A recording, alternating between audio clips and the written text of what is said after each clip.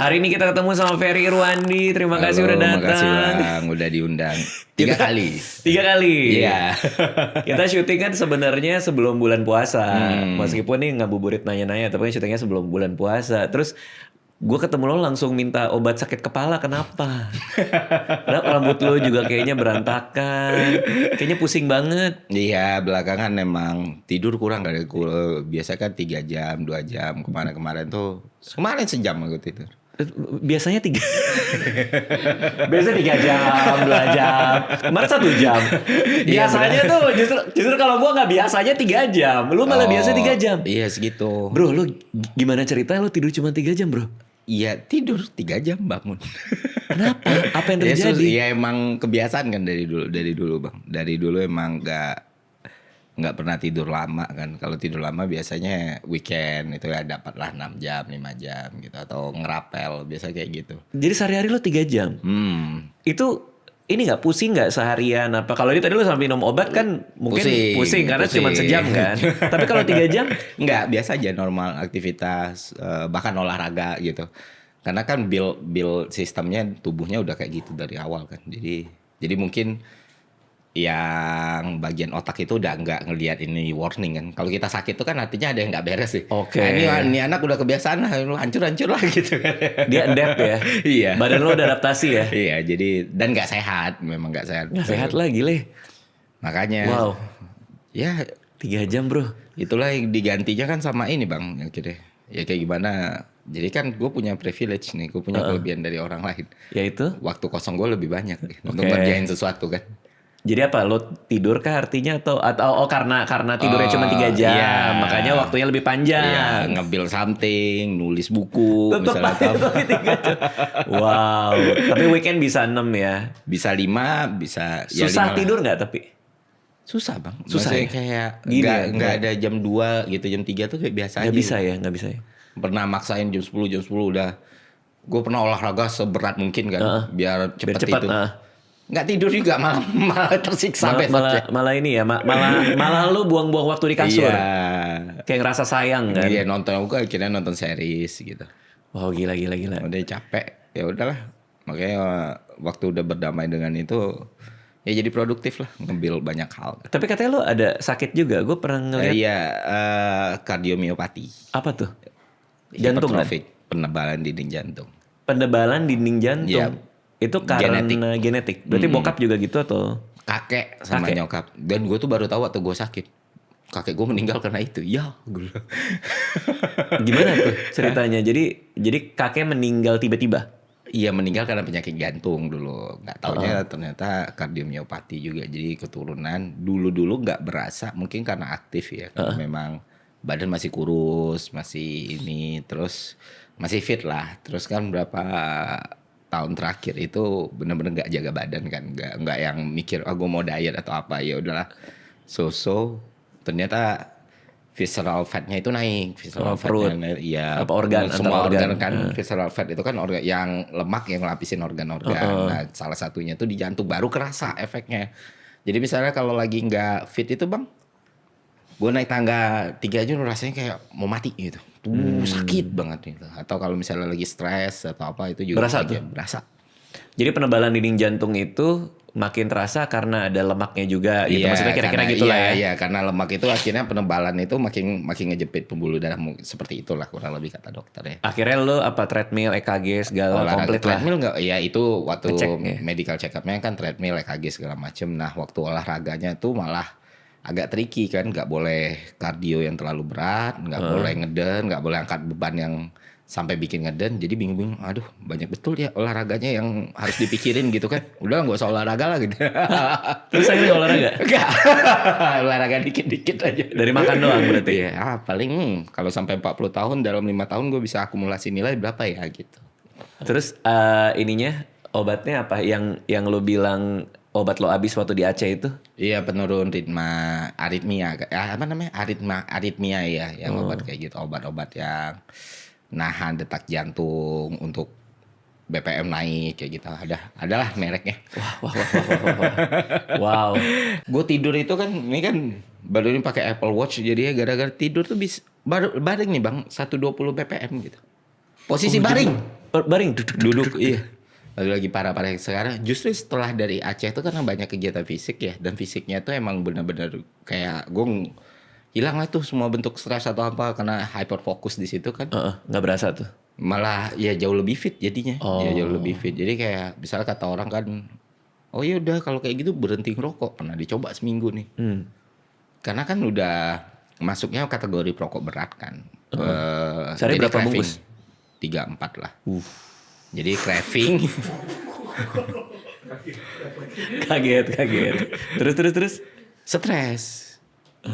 Stres memicu BPM naik kan.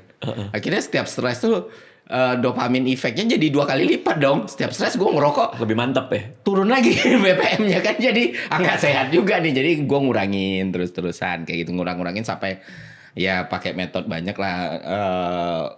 Dari rokoknya dikurangi, jenisnya, tar nikotinnya dikurangi, nanti ya shifting pelan. Kayaknya yang bisa di metode gue untuk kayak gini itu doang, nggak bisa yang berhenti tiba-tiba waktu seminggu berhenti tiba-tiba tuh. Iya. Berat badan naik.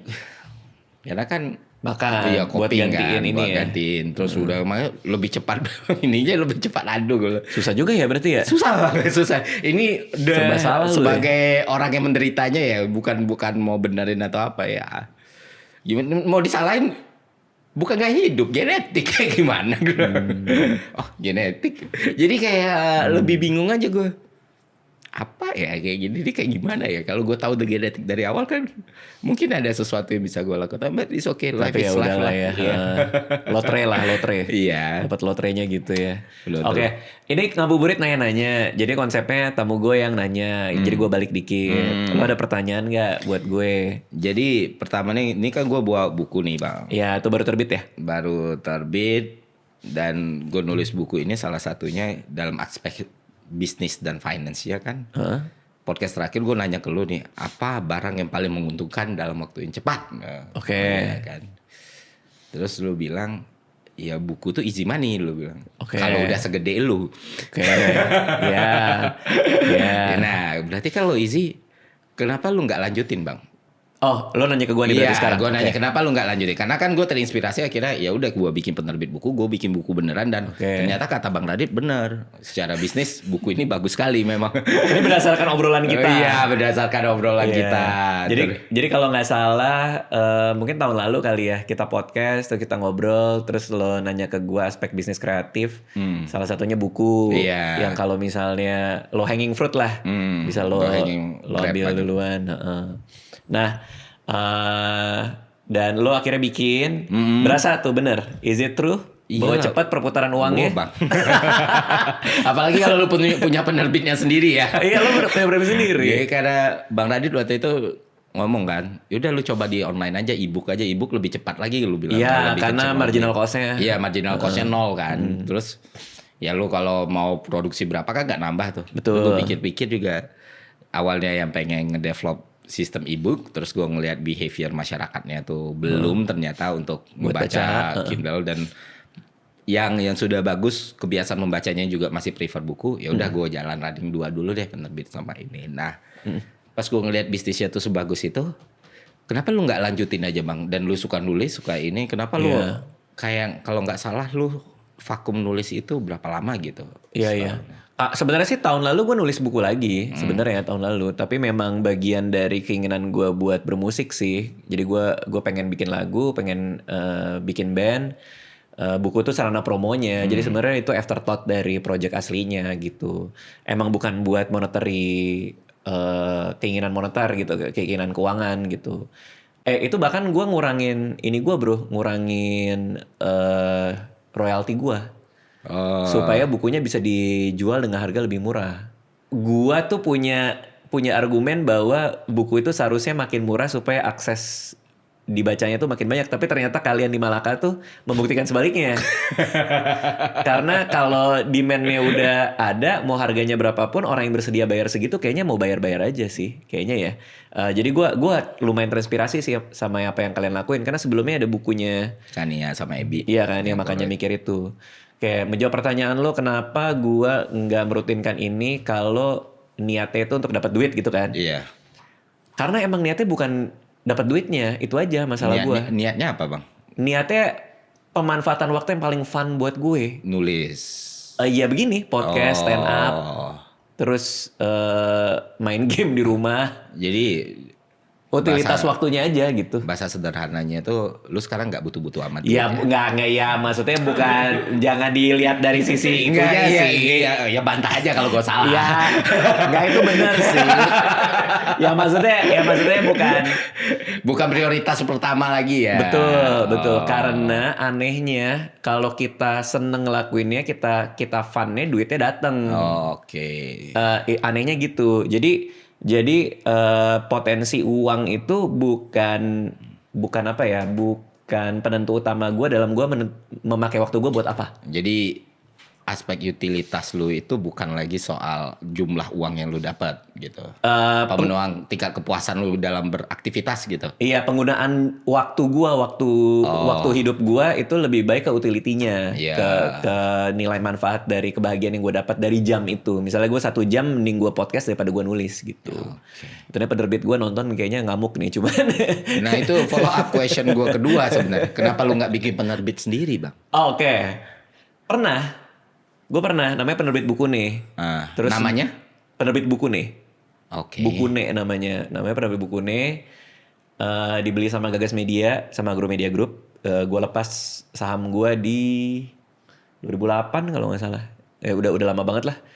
2008 apa 2018? Udah lama banget. Gue jual karena memang gue nggak mau berbisnis penerbitan aja gitu. Dan nggak cocok. Pada saat itu lagi-lagi soal utility kan. Iya. Pada saat itu ada hal lain yang lebih menyenangkan buat gue ketika gue ngelakuin ya, which is bikin Malam Minggu Miko. Iya benar, berarti 2008. Bikin Malam Minggu Miko, terus bikin film. Dan waktu itu YouTube juga masih baru kan. Jadi gue lagi seneng ngulik itu. Dan lagi-lagi YouTube gak ada duit ya dulu. AdSense tuh gak ada sama sekali kan. Ya jadi gue lebih seneng ngelakuin itu ketimbang gue ngurus penerbit atau nerbitin buku. Itu aja sih. Dan jujur ya, di laptop gue itu ada banyak dokumen buku yang gak jadi. Gue ada 1 buku non-fiksi, which is gue happy banget. Makanya nih lo bikin prinsipil ekonomi ya. Ini kan prinsipil ekonomi nih. Iya. Karena memang lu paham banget soal ini semua kan. Iya, Maksudnya lo belajar. kolamnya di situ lah. Iya. Semenjak kerja di Kementerian Keuangan juga kan. Dan lo lulusan STAN anyway gitu. Gue tuh ada 1 buku non-fiksi yang lebih ke prinsip-prinsip berpikir kreatif. Jadi buku besar berkreasi lah gitu ininya gue. Tema gue. Nah, gue ngeliat lo ngeluarin ini, gue ngerasa kayak anjir gue pengen banget nulis buku itu lagi, ngelanjutin lagi. Ya kita bisa nerbitin kok. Waduh.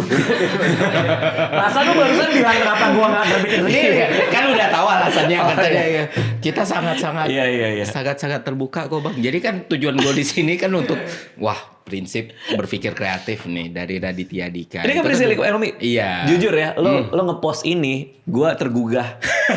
Gua buka lagi bro. Kan gua ngerjainnya di Google Docs tuh. Oh iya. Gue buka lagi Google Docs gue baca-baca lagi. Karena itu udah bertahun-tahun. Jadi kadang ada sehari gue lagi happy, gue nyicil. Iya. Ada sehari gue lagi keinget lagi, gue nyicil lagi. Tapi lama-lama gue tinggalin gitu. Jadi lu membuat gue inget lagi bahwa gue punya manuskrip itu yang gak gue kelarin gitu.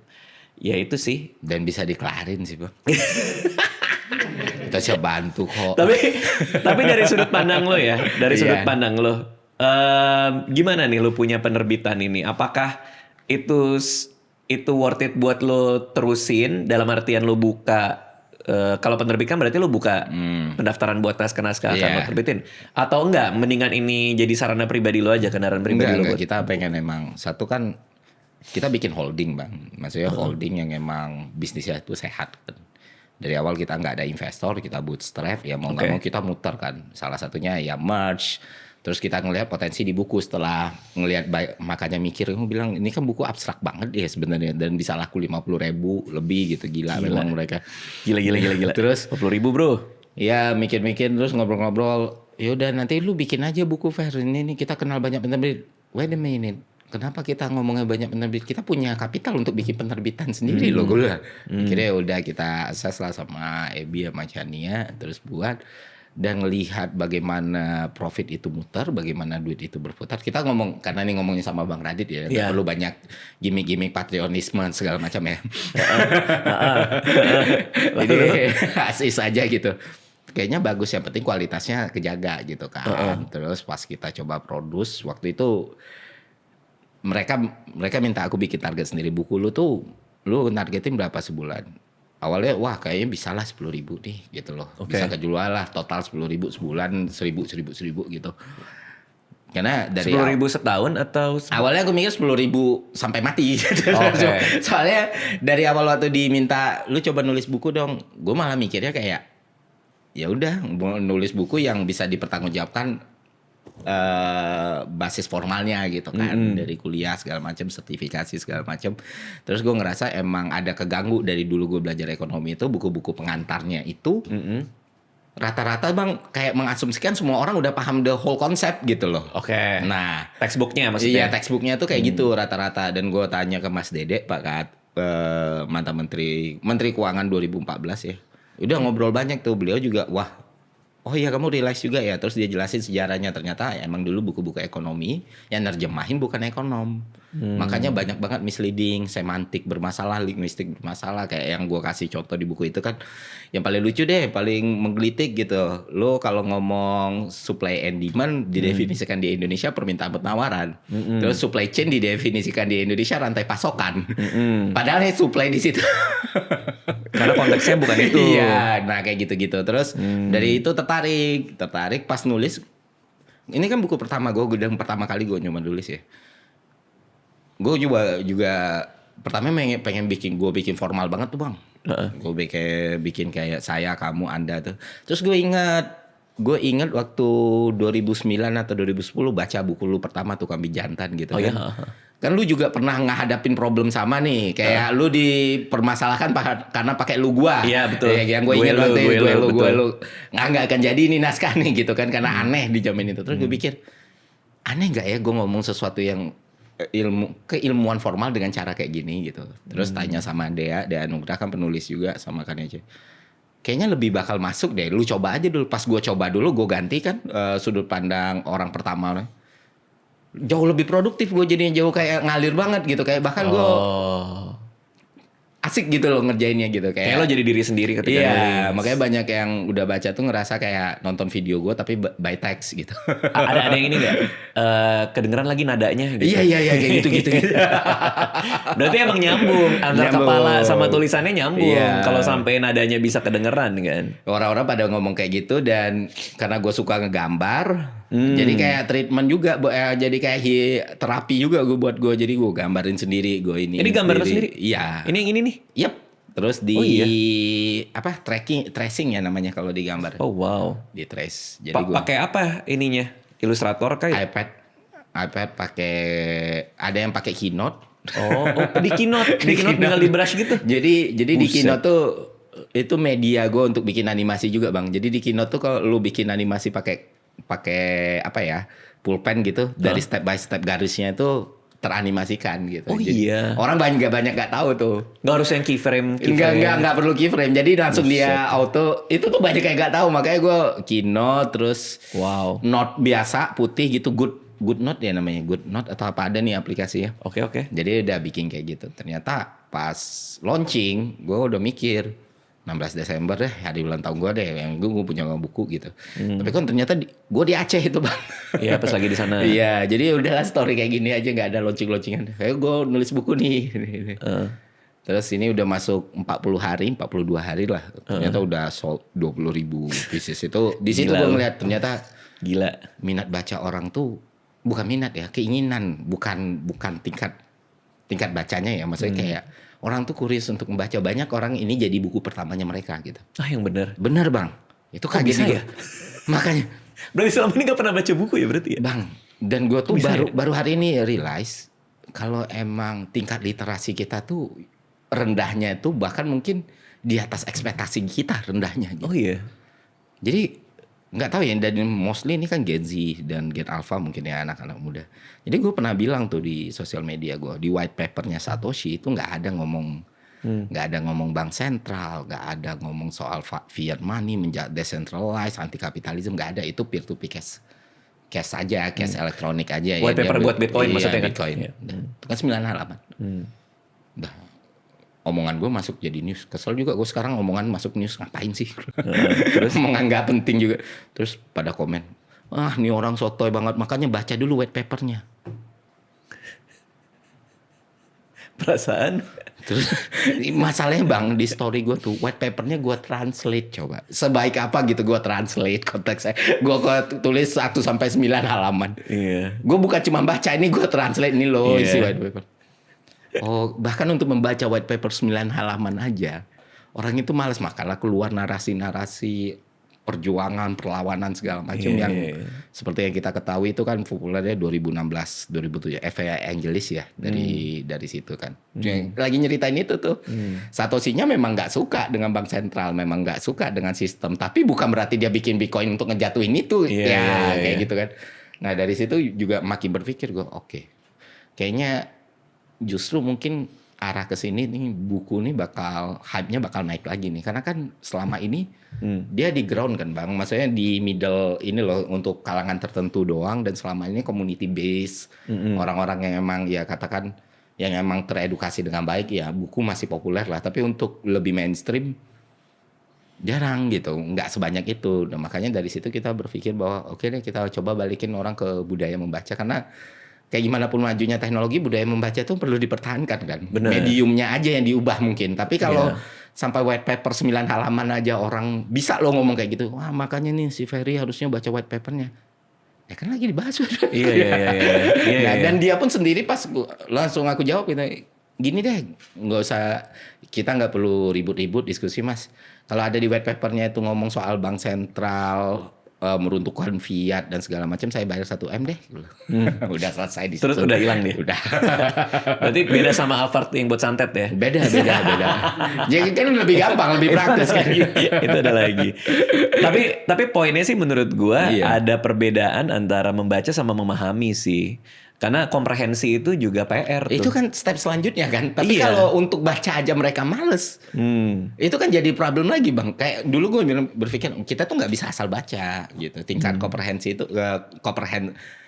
itu harus ditingkatkan itu. Orang-orang harus memahami apa yang mereka baca. Terus gue pikir ulang.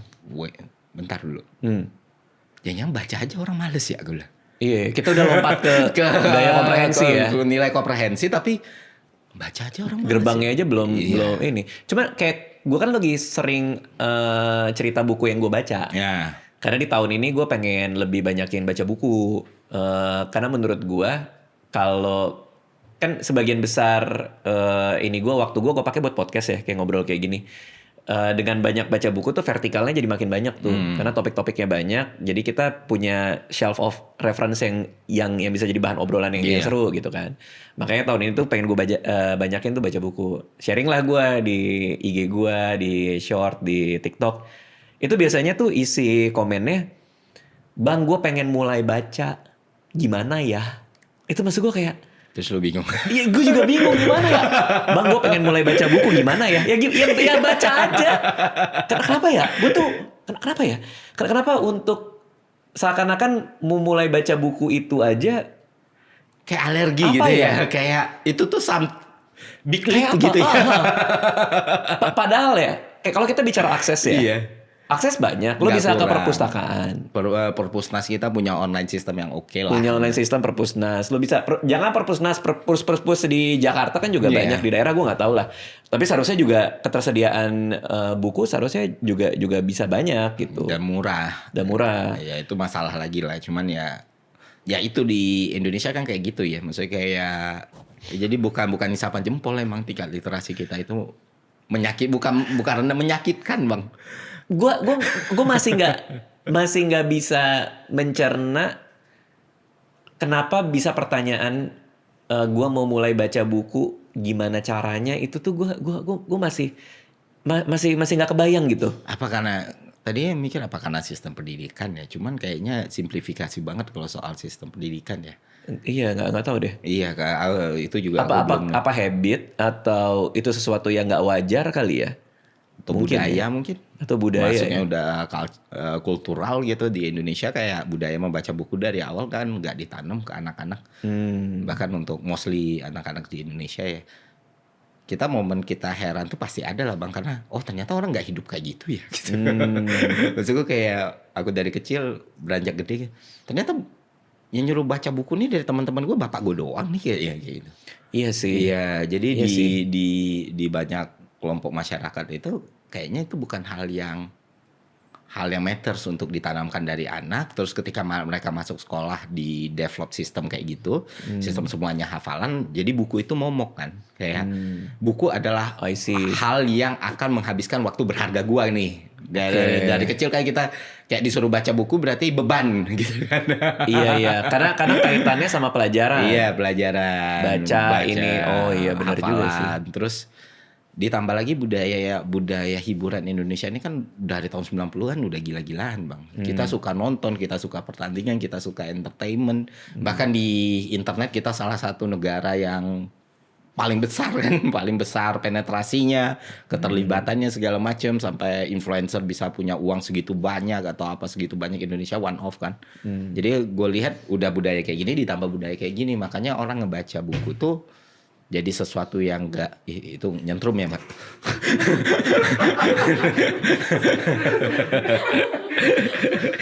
Lumayan sih tadi kayaknya tuh. Kayak itu kayak orang sampai ada goyang 20 mejanya. volt itu. Ada lah. Beduk. Ada bunyinya tuh tadi barusan tuh. Gitu sih Bang menurut Iya, gue. paham, Jadi paham. mungkin makanya kalau kita pakai bahasa PR kan, wah, kita bikin penerbit untuk menjaga dan menghidupkan kembali budaya membaca Indonesia. Ya bisa kita pakai sih. Bisa kita pakai. Tapi kan kayak Bisa memang kita benar pakai. bisa kita pakai. Memang Tapi benar. perputaran uangnya oke juga. Oke. Tapi bahasa itu bisa dipakai. Ini tapi persona si pembacanya di kepala lo kayak apa nih yang bisa atau cocok atau akan menyenangi baca buku Prinsipil Ekonomi lo ini menurut lo? Ya unik sih ya, karena gue punya kepercayaan diri yang cukup bagus berdasarkan testimoni 20.000 orang ini ya. Buat orang yang benar-benar awam, Bisa. ini akan jadi gerbang pertama mereka untuk memahami ilmu ekonomi dengan formal. Gue Oke. gak bilang benar ya, dengan formal. Oke. Buat orang yang udah merasa dirinya paham banget ekonomi, ini bakal jadi something new buat mereka. At least mereka, bisa loh dibahasain kayak gini gitu. Karena pendekatan lo cukup personal di sini nih. Gue Iya. baca yang pertama nih, lo langsung narik ke pengalaman lo pribadi pas lo resign nih. Iya, itu kan cost benefit analysis kan. Untuk opportunity cost. I see. Jadi konsep-konsepnya itu lo terangin sesuai apa yang lo lakuin gitu. Dan sesuai yang orang tonton, orang jalanin, orang hidup, orang ya kayak gue bilang kan, gue mulai buku itu dengan ngasih gambaran dalam satu hari hidup lu tuh lu bisa bikin keputusan 2000 dan lu nggak sadar gitu. Dan setiap keputusan yang lu bikin itu ada opportunity cost-nya loh. I see. Nah, orang kan baru wah ya juga ya gitu. Padahal tuh konsep ekonomi, mikroekonomi konsep dasar ekonomi bahkan Bang. Oke. Ekonomi itu kan bukan ilmu finance, ilmu keuangan, ilmu apapun yang matematika yang dipahami orang. Ilmu yang tercipta karena manusia perlu menentukan pilihan terbaik dalam hidupnya kan. Oke. Berat karena pilihan yang lo ambil ada pilihan lain yang tidak lo ambil. Iya, ada opportunity cost yang yang lu bayarkan gitu kan. Nah, bayangin the whole konsep kayak ini diterjemahin ke Indonesia, orang pasti bayar duit berarti gitu. Gak waktu gue bilang, Iya. oh Indonesia orang-orang tuh terbatas loh, ada yang namanya scarcity loh. Enggak lah, kalau orang punya triliun dia bisa ngapain aja. Enggak, tetap aja lu nggak bisa beli waktu yang hilang gitu. Tetap aja lu nggak bisa, badan lu ada di dua tempat yang berbeda kayak gitu. Nah, dasar kayak gitu tuh orang nggak paham Bang. Iya. Nanti tinggal diturunin aja kan, Iya. baru ke konsep-konsep lain. Barulah masuk pelan-pelan sampai ke kripto kan, sampai ke ekonomi digital dan ekonomi terapan. Oh, tapi ini menarik sih, karena betul sih apa yang lo bilang tadi, very practical dan lebih logis buat diikuti. Iya. Karena kalau textbook itu kan opportunity cost, bla bla bla bla bla Iya, bla betul. bla bla bla. Yang lu pelajarin ya Bang, selama ini belajar ekonomi atau Iya. buku yang paling bagus sekalipun kan. Kayak Iya. seakan-akan kita udah ngerti opportunity cost itu apa gitu. Dan kita kan malu bilang sebenarnya gue nggak paham. Ya udahlah gue coba ikutin. Itu berapa not yang kita kehilangan kan sebenarnya. Bener. Untuk ngeraba-ngeraba hal kayak gitu. Karena gue tahu itu tuh dari kelas mikroekonomi gue, opportunity cost itu yang dikasih contoh ya produk. kalau sebuah perusahaan ngeluarin produk ini untuk riset ini dengan uang ini, maka uang itu akan hilang buat tidak membuat produk yang lain atau kesempatan-kesempatan yang lain gitu. Cuman lo nariknya tuh ke makronya dulu ya supaya orang tuh bisa ngelihat secara luas ya. Mungkin lebih tepatnya keterapannya sih, Bang. Keterapannya. Ya, jadi orang tuh udah ngerasa ekonomi di sekitar mereka gitu. I see. Karena di semua buku textbook biasanya contoh paling banyak yang diambil tau nggak apa? Walmart. Yang mana sebenarnya di sini nggak ada gitu. Oke. Lo kalau baca buku-buku ekonomi Indonesia bahkan duitnya itu masih pakai currency-nya either itu pounds atau dolar gitu. Oh iya? Iya, yang bikin orang makin bingung lagi untuk mahamin konsep. Karena untuk bikin itu bener. ya at least lu pindahin ke Alfamart kayak Indomaret kayak barang-barang yang ini kayak. Jadi makin gede lagi barrier orang, makanya gue nulis buku ini dan tujuan rangkaian babnya, logika rangkaian bab lo gimana? Jadi lo awali dengan tadi tuh konsep-konsep dasar dulu. Lalu awalin dengan kritik. Dengan kritik terhadap literatur ekonomi yang ada gitu. Literatur ekonomi yang ada di Indonesia, gue ngasih paparan faktanya, gue ngasih the whole-nya, hal yang paling prinsipilnya dan kenapa kesalahan itu terjadi gitu loh, karena pengaruh linguistik, pengaruh politik segala macam. Jadinya kita nggak dapat pemahaman yang komprehensif nih. Jadi kita di bab pertama tuh gue ngajak orang untuk paham there is problem gitu loh, ada masalah lo di sini. Kan orang untuk mengetahui masalah itu kan lebih gede ya sebenarnya. Masalah apa sih gitu kan. Oh ini tuh ternyata baru ke konsep dasarnya gitu, scarcity-nya apa, scarcity itu apa, opportunity cost itu apa, memahami ilmu ekonomi itu baru masuk ke sejarahnya gitu. Jadi ketika orang kan biasanya mulai dari sejarah dulu nih. Iya, ekonomia kayak gitu-gitu kan, segala macam. Iya, gitu ya. Nah, ketika mereka paham dasarnya, barulah pemikiran ekonomi itu berkembangnya seperti apa. Baru masuk ke mikro, makro dan ekonomi terapan. Jadi yang gua harap orang membacanya itu bisa paham, bisa ngikutin ini, nggak kayak cerita non fiksi gitu, nggak kayak buku non fiksi gitu, kayak oh ini nih buku-buku kayak Atomic Habit gitu atau Psychology of Money gitu yang bisa dinikmati, tapi pakai prinsip dasar ekonomi. Keren sih. Gitu seru sih. Seru banget. Ya kan karena Bang Radit yang ngajarin mah. Gue ngeliat gini aja seru banget. Ini loh cara lo menjelaskan konsep-konsep dengan sangat renyah. Dan satu halaman cuma 2 paragraf. Biar lebih digestible juga ya. Iya, biar tebal aja. Biar halamannya banyak. Oh wow. Tapi itu ya berdasarkan riset juga kan Bang. Kemampuan orang, ketahanan orang untuk membaca itu kan. Jadi itu agak kompromis tuh aku. Ke Ebi, ke Kania aku bilang kalau mereka malah lebih pengen lebih apa ya? Lebih bermain gitu, lebih playful. Cuman aku ngerasa enggak lah, tetap basicnya enggak. Kalau makanya mikir tuh kan ada 5 tuh gambar semua tuh. Nah aku kurang kayak gitu aku bilang. Cuman masih kayak ngerti. Tapi mereka masih bertahan. Emang kalau bikin orang betah tuh kayak gini. Jadi di situ ya fine lah gitu. Oh wow. Berarti kalian tuh memang ngambil jalan tengah juga ya? Iya selalu. Oh Bang saya nama tengah saya itu. Jalan tengah. Nama tengahnya jalan tengah. Kadang kan ada orang yang kayak oke, gue mau bikin, gue punya konsep ini. Ya udah gue keluarinnya kayak gini seperti sebuah lecture gitu. Tapi lo berusaha untuk membuat itu tetap enak karena kan belum sepintar dan sesukses itu untuk semena-mena seperti itu kan. Nanti mungkin kalau udah kelar nih PhD gua atau udah profesor gitu ya, mungkin kayak gitu gua. Enggak tahu gua mau ini. Tapi kan belum pantas. Jalan tengah aja lah gitu. Tapi feeling gua ntar lo juga udah PhD kayaknya tetap aja sih. Lo cari yang renyah-renyah juga biar enak, biar gampang orang terima kan. Nah, ini pertanyaan selanjutnya gua ke lu Bang sebenarnya. Ayo, ngabuburit nanya-nanya. Let's go. Kalau gue tuh ketika gue bikin video ya tadi kan sempat lu singgung ya, ketika gue bikin video gitu terus orang yang mungkin buat video yang mirip atau apa terus bikin sesuatu yang fresh gitu kan, wow banget gitu kan. Terus gue tuh entah kenapa ada api yang nyala dan itu biasanya padamnya nggak sebentar tuh sebelum gue bikin sesuatu lagi gitu. Ketika misalnya gue temenan sama Chandra lah gitu, Chandra bikin lo ngeliat Chandra bikin, lo jadi pengen lagi. Pengen juga bikin jadi yang bagus. Pengen juga bagus, tapi bukan dalam skup kompetitif ya. Maksudnya kayaknya ada orang gue bikin ini lagi deh. Gue bikin ini lagi gitu kan. Nah makanya tadi gue kan kenal lu pertama, lu penulis gitu Bang ya. Yes. Ya, semua bidang lu jalani sebagai storyteller segala macam. Nah kalau dalam konteks buku itu tuh api-api kayak gitu tuh masih ada di lu bang, ngelihat sesuatu yang misalnya kayak Jombang kenal bang? Jombang kenal. Jombang kan masih sangat aktif gitu kan? Iya, iya benar-benar. Sangat berisik sebenarnya. Sangat berisik. Bukan aktif sih, lebih ke berisik dia. Dia sama Andovi cocok tuh, bikin grup vokal berdua. Energinya banyak betul. Energinya banyak dia. Nah kalau dari lu sendiri bang, ngelihat ini semua ada kayaknya gue pengen deh ini lagi, atau misalnya Bang Panji di Netflix gitu. Oh, bikin Mens Rea. Iya. Jadi berita segala macam. Iya. Atau masuk ke Netflix lagi show untuk stand up lu. Oh, kalau gua misalnya gitu. Okay. Ada kapan itu muncul, kapan itu nggak muncul. Nah, itu deh pertanyaannya. Berarti konteks yang kayak gitu. Berarti artinya apakah pencapaian dan karya orang lain itu bisa memantik semangat gue untuk membuat karya yang lebih hebat lagi gitu, maksudnya kira-kira gitu. Untuk diri lu sendiri. Untuk diri gue sendiri ya. Iya. Nah, persoalan gue itu gue orangnya gampang kagum dan gampang happy sama pencapaian orang lain kalau gue. Iya. Artinya kalau misalnya ada orang filmnya tembus jadi nomor 1 box office, ya gue happy aja gitu. Tapi malah tidak membuat gue kayak bisa nih. Gue pengen bikin yang sama nih. Iya, bukan secara number sih bang. Lu ngeliat bagus, gue pengen bikin yang bagus juga deh gitu.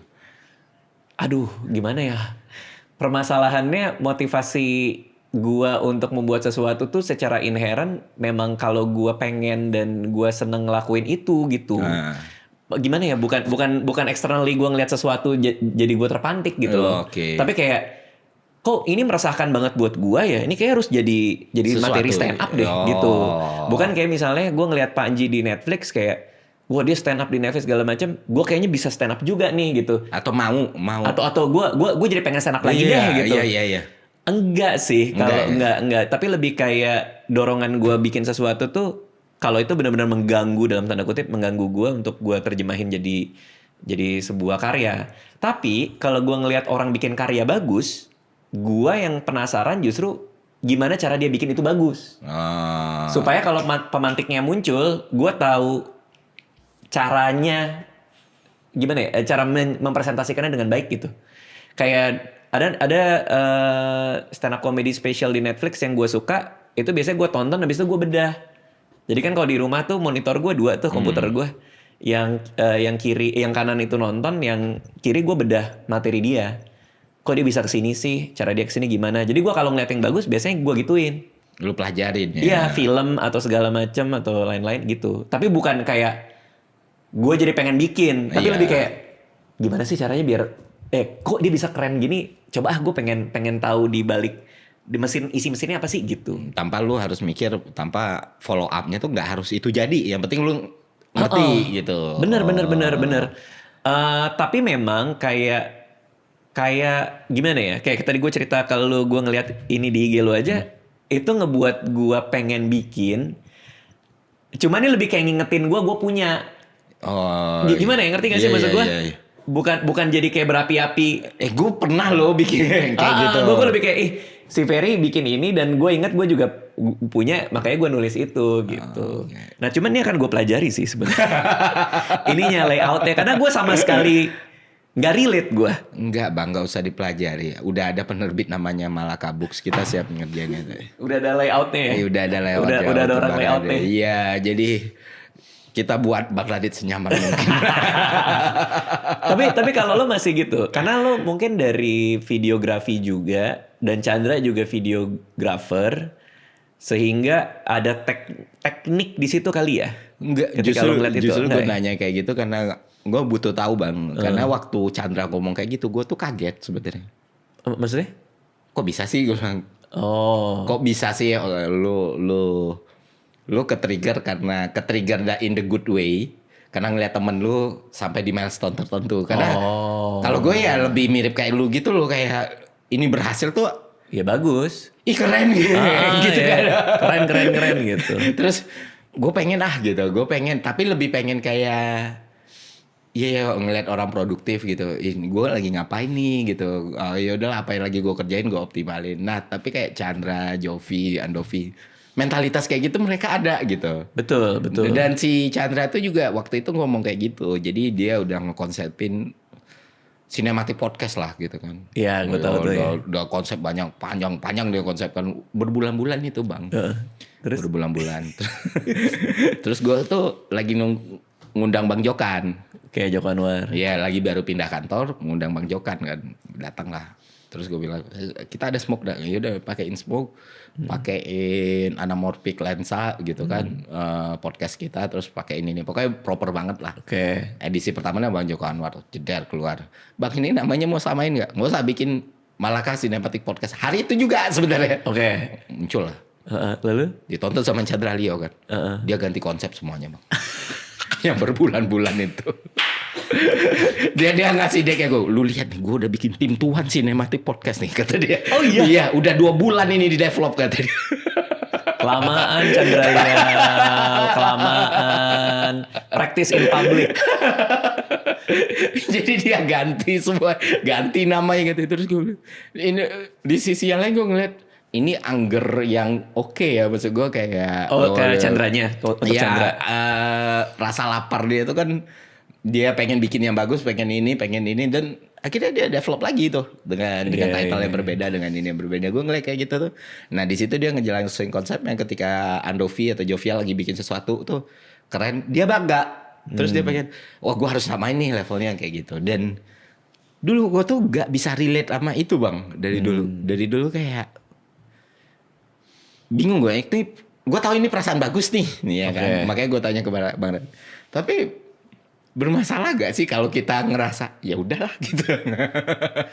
Atau kadang aku malah lebih sering kayak gini gue bang. Ketika ngeliat sesuatu tuh ya misalnya satu profesi atau apa dan bikin sesuatu yang aku rasa lebih bagus sih. Malah lebih mentalitasnya kayak emang cuman dia sih yang bisa bikin kayak gini. Lebih banyak yang kayak gitu justru malah. Iya. Kerasa kayak gitu. Dan takutnya malah jadi ujung-ujungnya kan kalau kayak gini terus ntar nggak ada api lagi dong, nggak ada.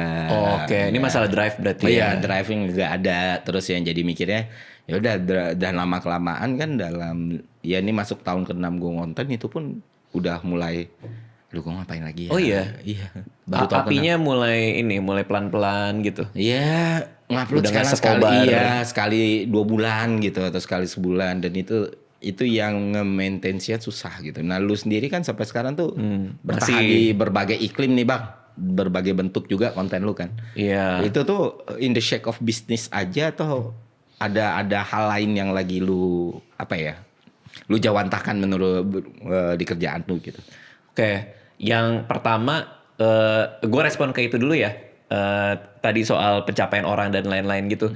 Gue tuh ngerasa bahwa kalau misalnya ada orang yang hebat nih, misalnya katakanlah lebih dari gue, kenapa gue seneng? Karena gue jadi punya kesempatan buat belajar lagi. Iya. Sehingga gue tahu gue punya grow.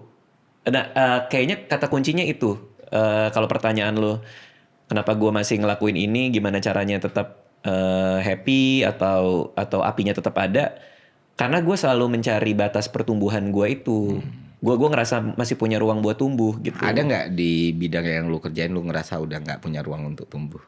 Di bidang yang gue kerjain ya? Iya, hal yang lu jujur ya, stand up comedy aja yang gue udah lakuin bertahun-tahun. Sekarang kita lagi jalan tour keliling Indonesia, gue lagi nyiapin materi buat tahun depannya. Itu aja gue ngerasa masih ada ruang belajar gue banyak banget. Karena ada Josh Johnson di YouTube di mana dia bikin special show seminggu sekali. Seminggu sekali bro. Biasa kita bikin setahun sekali. Ini dia seminggu sekali ditayangin di YouTube 45 menit sekali tayang. Itu aja gue penasaran gimana. Terus ada Mike Birbiglia yang dia gabungin storytelling sama stand up comedy dengan begitu emosional gitu. Gue lagi ngebedah banyak stand up komedinya dia. Jadi gue selalu ngelihat kok ada lagi ya orang kayak gini. Jadi itu buat gue excited gitu. Podcast juga banyak banget materi-materi yang pengen gue tahu. Di tahun ini gue mau lebih banyak ke finance sama ekonomi juga gitu. Makanya gue lagi belajar banyak lagi soal itu gitu. Artinya untuk punya ruang itu terus sih. Menurut gue artinya sih di situ sih bro, menurut gue. Untuk growth ini ya bang ya. Kayaknya mungkin karena gue nggak tahu, ini gue cuma berasumsi aja. Mungkin karena banyak YouTuber datang ke gue juga ngeluh hal yang sama. Kayak dia bilang, kok gue ngerasa udah nggak fun lagi dan lain-lain. Kayaknya karena niche-nya itu sudah pengetahuan dia terhadap niche yang dia ambil itu udah mentok gitu. Keahlian dan kemampuannya dia di niche itu tuh dia udah jago gitu, udah master gitu. Sehingga dia ngerasa apalagi ya. Nah, keuntungannya gua dengan tim ini adalah niche gua menjadi tidak terbatas karena vertikalnya banyak. Iya, general gitu. Dokter Tirta datang ngomongin kesehatan, gue nggak tahu apa-apa soal itu, iya kan? Dan kalaupun di podcasting, gue juga nggak pernah ngomong soal teknik-teknik wawancara, gue juga nggak pernah gitu. Karena memang niche-nya nggak spesifik. Stand up juga yang gue keluarin kan materinya emang tema, bukan gue ngajarin stand up.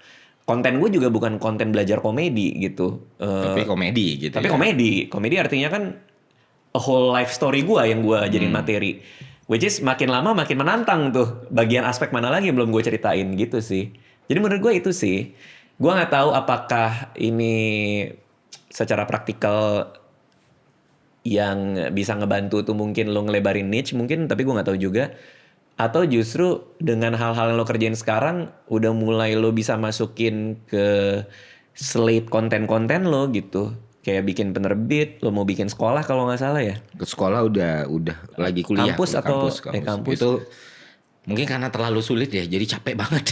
Iya, mungkin apa energinya juga udah kesedot banyak juga kali ya. Nah, itu sih kayak kan 2025 tuh gue juga nggak ngerti lah ya. Maksudnya kayak follower gue sekarang itu 90%-nya datang di tahun 2025 bang. Gitu.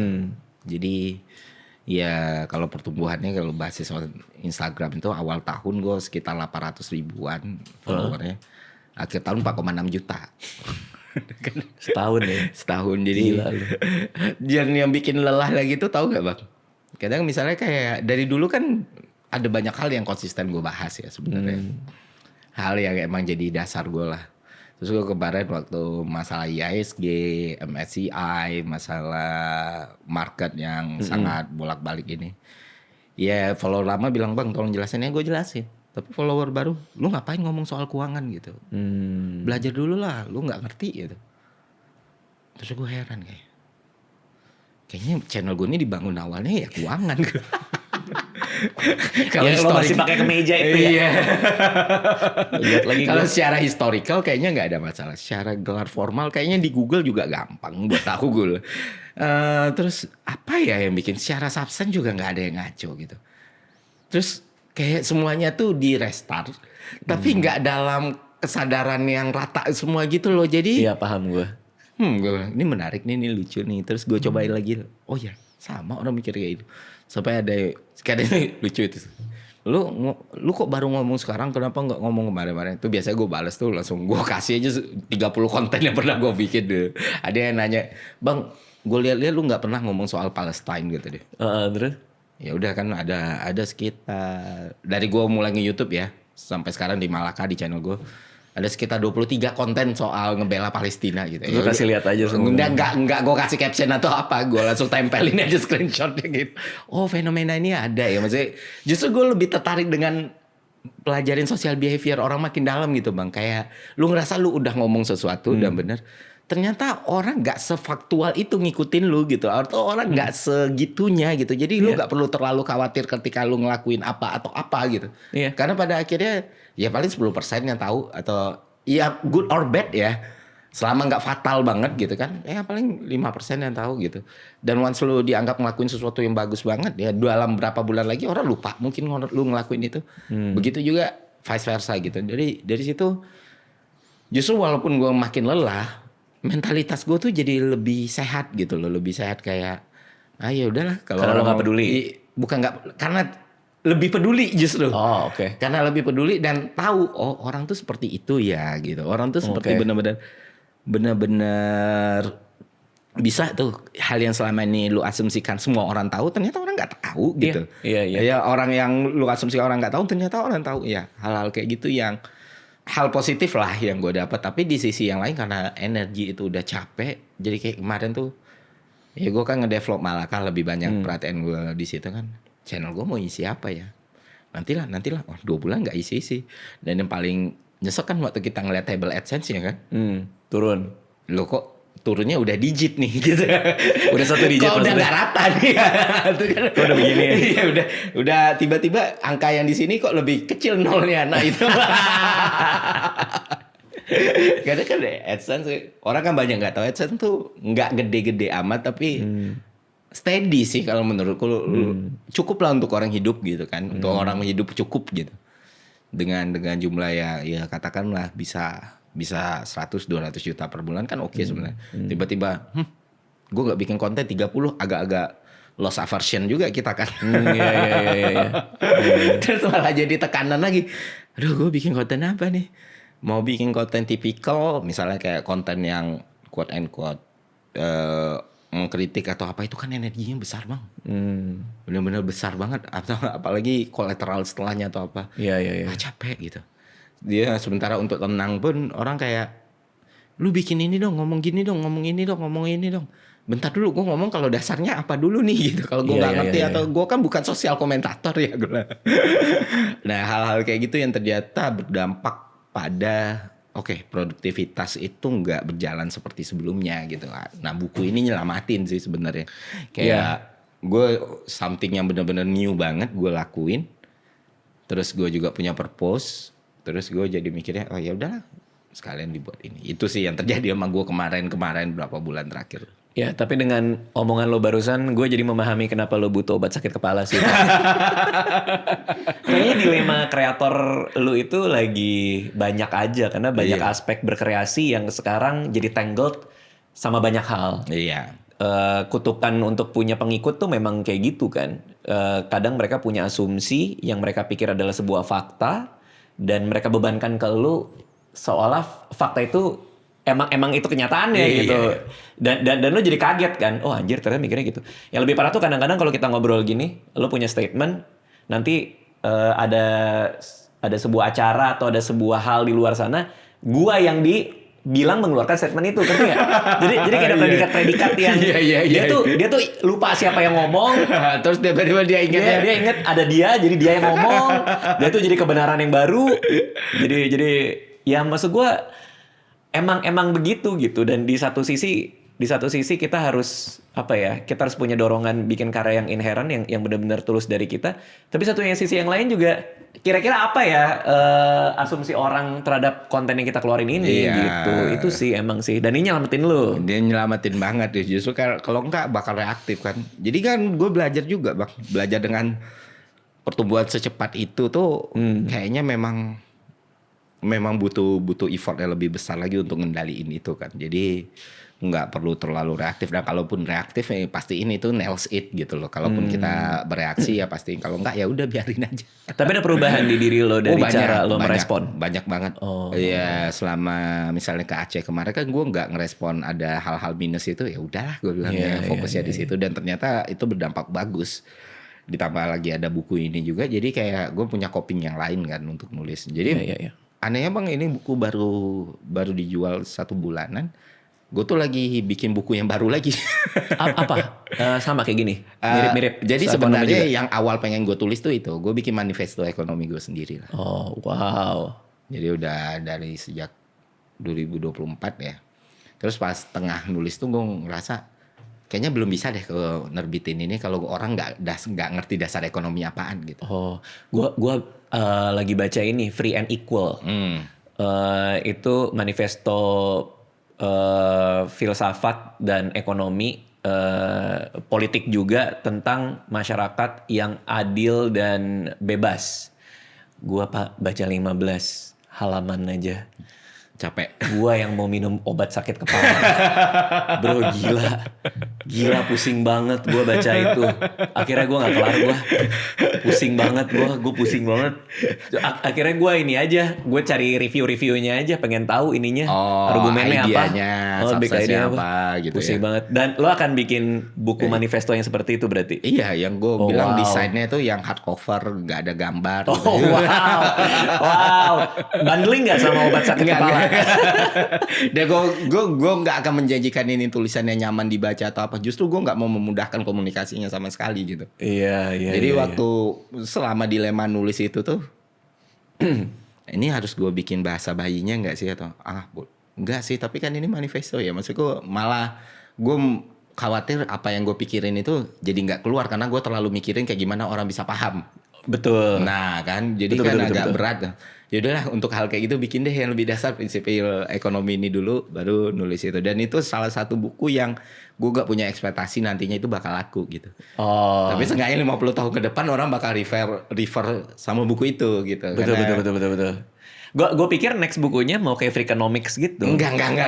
Membedah Enggak. hal-hal pop gitu. Gue malah justru bikin kayak gini sih, kayak orang-orang kan tahu sistem ekonomi itu di developnya kayak gimana sih, apa sih yang koheren dan relevan dengan keadaan sekarang gitu. Misalnya lu masih basisnya Marxism, para Marxis di tahun 1800, Marx itu melihat sesuatu itu berbeda dengan apa yang terjadi sekarang kan. Kayak dia, meja ini berarti value yang paling dihitung tuh beban pekerja yang bikin. Nah sekarang tuh kan banyak barang-barang yang bahkan pop up muncul tanpa marginal cost. Kayak tadi kan tanpa hal satu hal yang nggak ada nih, angin nih bisa punya cost miliaran nih gitu. Betul. Nah ini nih hal-hal kayak gitu tuh harus di-update. Nah seperti itu, kayak peran negara itu sebenarnya apa sih dalam ekonomi paling bagus?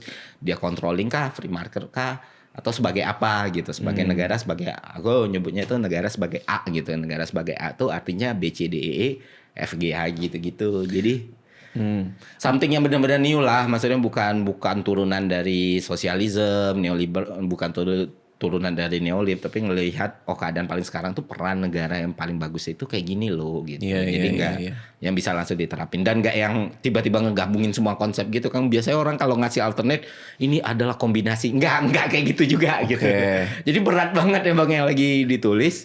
Gue dengerin pusing gue. Tahu nggak di buku itu ada argumen bahwa setiap insan masyarakat harus punya universal basic inheritance. Aduh. Jadi bukan universal basic income lagi. Jadi bukan warga negara dikasih uang jajan sama negara, tapi dikasih lump sum kalau udah umur berapa gitu, dikasih jebret, ini duit dari negara buat lo, pakailah buat hidup. Itu argumen dia. Dari dia ya. Iya, gue sangat berbeda. Ya ini mungkin apa nih? Gue sempat bikin rekapan manifestonya Bang, tapi yang gak usah disebut dulu lah. Gak apa-apa, gue baca dulu. Itu gue namain itu sih. Wow. Ada paracetamol nggak di? Pusing bro. Tapi gue ngerti alur ininya. Iya. Alur berpikirnya. Jadi nggak yang, ya mungkin sama kayak yang free and equal ya namanya. Dia ya beda the way aja, beda the way. Kalau dia mikirnya kayak gitu kan universal basic income diganti sama iuran. Kalau gue mikirnya kayak negara sebagai penyedia pasar tuh enggak, negara sebagai pemain pasar tuh enggak, negara itu sebagai pelatih sih, kayak bukan yang konsep adil itu enggak yang semuanya sama rata gitu, tapi proporsional. Nah proporsional ini kan enggak terdefine dengan baik. Terus gue ngambil best practice-nya waktu itu beberapa yang mirip dari apa yang gue tulis ini, Korea tahun 70-an. Terus ada basis modelnya Korea tahun 70-an, terus beberapa negara lain gitu yang mirip, tapi sebenarnya ini bisa inilah negara tuh harusnya ya APBN yang kita punya tuh vacuum cleaner tuh. Nah, konsep vacuum cleaner ini loh yang kayak lu ngambil terus lu distribusikan dengan tepat ya kayak gitu. Jadi kalau dibilang ini spektrumnya ke leftist ya enggak juga. Kalau ke free market juga enggak gitu. Itu sih. Kapan tuh? Gue bikin janjinya kalau buku gue laku 100.000 sih. Kayaknya enggak deh. Kayaknya enggak akan laku di 100.000. Bisa lah kalau sebulan 20.000 mah bisa. Silakan disikat Prinsipil Ekonomi oleh Ferry Irwandi. Oke, lo ada pertanyaan terakhir kah buat gue? Oh ya, pertanyaan terakhir nih Bang. Gue sifatnya lebih teknikal sih, masih soal apa yang lu kerjain dan apa. Karena banyak hal yang bikin gue bertanya-tanya, Bang Radit ngerjain ini untuk apa ya? Untuk ini kayak podcast untuk apa? Kayak tadi kan ruang tumbuh, ngisi waktu, fun segala macem gitu. Nah kan gue sempat dengar juga lu ketika lu mencapai financial freedom lu pensiun nih. 2019? Iya, the fact lu udah mencapai itu dan lu belum pensiun. Belum. Kenapa Bang? Karena apa alternatifnya? Jadi gue mikirin kalau lu masih nyari alternatif kan berarti untuk bukan pensiun namanya. Iya artinya apa alternatif dari kehidupan yang sekarang? Alternatifnya kan gue pensiun berarti kan? Pensiun itu kan berarti lu bangun tidur. Iya. harus banget pagi hari ya. Kayak gitu kan. Gue mau mandi atau enggak ya hari ini kan kayak gitu, itu pensiun kan. Iya, karena kehidupan alternatif selain ini, selain gue ketemu lo ngobrol Iya. sama lo hari ini, alternatifnya adalah gue di pagi hari. Gue lebih memilih ini karena ini masih menyenangkan buat gue. Tiap hari gue datang ngobrol apa segala macam, itu ngasih gue meaning, ngasih gue purpose juga. Dan semua forum pensiunan yang gue masukin, dari mulai kan ada fire, fat fire, chubby fire, semuanya itu semua punya persoalan yang sama. Ketika pensiun mereka semua stres. Lu nggak mau ikut tata boga gitu? Tata boga tuh makanan kan? Enggak, ilmu bikin kue, Iya, tata boga. Iya. Gue baru mau ngambil ini kelas masak. Udah habit pensiunan sih bang. Bentar lagi merangkai bunga gitu. Masa purna bakti. Iya lagi-lagi gue mikir itu sih bro. Gue mikirin what's the alternative of this gitu. Gue tiap hari mikirin itu aja. Kalau gue pensiun, gue nggak ketemu lo hari ini. Gue nggak dapat banyak obrolan yang seru hari ini. Iya berarti kan means. Gue mikir kayak masa pensiun itu kan. Melakukan apa yang lo suka kan. Iya. Sih bang. Jadi kepala lo itu. Iya nggak ada. Nah, udah. gitu. Ya enggak sih. Ya enggak sih kalau duduk di teras lu gitu. kalau lo selain ini image masa pensiunnya Ferry Irwandi. Gue nggak punya bayangan bang, karena gue selalu berpikir kayaknya gue selesai sebelum gue pensiun deh. Oh iya, Dari kecil tuh. udah morbid banget deh ini lo ya. Oh iya kayaknya mati duluan deh gue sebelum pensiun. Wow. Sebelum masuk kayak gue mikir menjalani hidup setelah 60 tahun tuh hidup seperti apa ya gitu. Iya sih. Kalau gue sih mikirnya setelah 120 sih. Kayaknya kalau 120 kayaknya Susah banget. Kayaknya ngapain ya? Iya, 120 ya? Iya 100 kemarin udah masih ikut lomba lari Mr. Beast bang. Ada? Ada 100. Oh, ada. Karena angka harapan hidup orang kan makin tinggi ya. Ya Kayak orang bisa lah. 120 kayaknya. Iya. Iya. Ada gak sih 120 di dunia? Kayaknya paling tua enggak deh. Gak nyampe ya 120 ya? Kayaknya 134 deh rekor dunia tuh. Cina. 134? Itu rekor dunia? Iya kayaknya ya seingatku ya. Ya udah Yang tercatat di Guinness Book. Iya, ada apa di catatan formil ya. Seingat gue segitu. Ya udah buat apa sih 150? Naikin aja kalau kayak gitu. Tapi gue mikirnya kayak karena hidup Gua paham sih. di masa kecil ngelihat orang 60 tahun tuh kayak hidup gue bakal bebanin orang deh gitu. Makanya leg training kan. Iya. Makanya latihan beban di kaki kan Iya. supaya minimal masih bisa inilah jalan tegak lah. minimal. Tapi ya benar sih. Makin tua gue mulai makin berpikir soal itu. Dan kayaknya di umur 40 gue baru mikirin soal kayak gitu. Baru mikirin soal garis finish ini kayak apa. Dan semakin real. penuaan itu. Iya penuaan. Tapi lu kan kemarin baru disebut umur 35. Bisa sama anak 17 tahun yang ibunya 41. Tapi Ya, 42 ke 35 gak jauh sih sebenarnya. Iya sebenarnya sih. Iya. Tapi ya begitulah. Terima kasih Ferry Irwandi. Thank you, Good luck Bang. buat semuanya. Jangan lupa buku Prinsipil Ekonomi bisa dibeli di mana? Semua toko buku. So far masih online. Masih online sekarang masih online. Di Kita mana? Di malakabooks.id, di Malakabooks.id. Instagram Malakabooks ada tree-nya, ada marketplace-nya. Karena marketplace-nya nggak endorse kita gak usah nyebut juga marketplace-nya siap. apa. Kecuali lu endorse ya. Gue belajar dari Bang Radit ini. Bisa dibeli di mana-mana Iya, lah ya. bisa dibeli mana-mana. Oke, Untuk thank ke you, toko Fer. buku kita masih nego juga karena potongannya mereka agak kurang ngejar. sih. Emang Iya, lumayan sih. Lumayan. Jadi Lumayan. cobalah biar agak lebih behave dan beradak gitu. Oh berarti ini full price itu tanpa ada margin toko? Tanpa ada margin toko. Pantes lo bilang ini printing money. Semua ini kan harga buku yang di toko buku udah dapat margin toko mereka ngambil. Iya, makanya. Dan Luar itu pun biasa. awalnya gue pikir kayaknya kemurahan gitu. Thank you ya. Thank you Ferry Irwandi. Terima kasih Siap. semua. Ya, oke.